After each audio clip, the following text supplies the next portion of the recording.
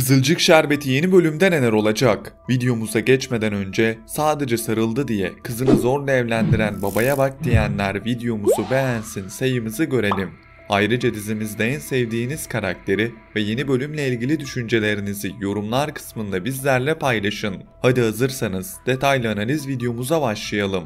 Dizimizin yeni bölümünde Sönmez Hanım'a demans teşhisi konulacak ve bu durum karşısında Kıvılcım ne yapacağını bilemeyecek. Bu süreçte Ömer Kıvılcım'ın yanında olup ona destek verecek. Ancak ben Kıvılcım'ın üst üste geçirdiği stresli günlerin ardından bebeğinin bu durumdan olumsuz anlamda etkileneceğini ve Kıvılcım'ın bebeğini kaybedeceğini düşünüyorum. Ömer ise her koşulda Kıvılcım'ın yanında olmaya devam edecek ve Ömer'e saygımız bir kez daha artacak. Öte yandan dizimizin yeni bölümünde Nursema İlhami'den uzaklaşmaya ve Firaz'la yakınlaşmaya başlayacak. İlhami'nin sözlerini Nursema yanlış anlayacak ve bu süreçte İlhami'den soğumaya başlayacak. Firaz ise İlhami'ye saygı gösterdiği için Nursema ile arasına mesafe koymak isteyecek.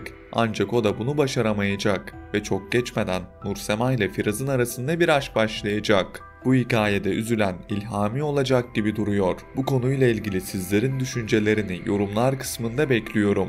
Peki Doğa ile Fatih'i yeni bölümde neler bekliyor? Gelelim bu sorunun cevabına. Doğa ile Fatih dizimizin yeni bölümünde de mutlu olmaya devam edecekler. Fatih'in Doğa için aldığı ev Doğa'yı fazlasıyla mutlu edecek. Ancak bu süreçte bu durumdan mutlu olmayan bazı kimseler de olacak. Bunlar Nilay ve Pembe. Pembe, oğlunun evden gitmesine kolay bir şekilde kabullenemeyecek. Nilay ise Fatih'in Doğa'ya yaptığı bu jestin aynısını Mustafa'dan isteyecek. Mustafa ise bu süreçte çaresiz kalacak. Nilay'ın sözleri Mustafa'yı fazlasıyla üzecek ve Mustafa gene bu hikayede üzülen kişi olacak. Gelelim Işıl ve Abdullah'a. Dizimizin son bölümünde Işıl ve Abdullah aşkı resmen başlamış oldu. Ancak dizimizin yeni bölümünde Abdullah bu durumun nedenli yanlış olduğunu söyleyip Işıl'dan uzaklaşmak isteyecek.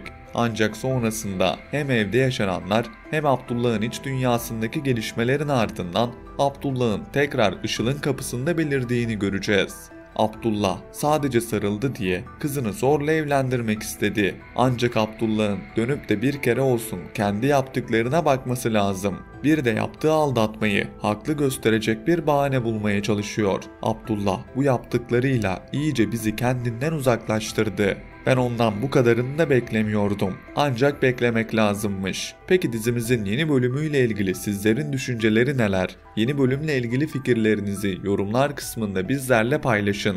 Ayrıca gelecek yeni analizleri kaçırmamak için lütfen abone olup bildirimleri açın. Yeni gelişmelerde görüşmek üzere, hoşça kalın.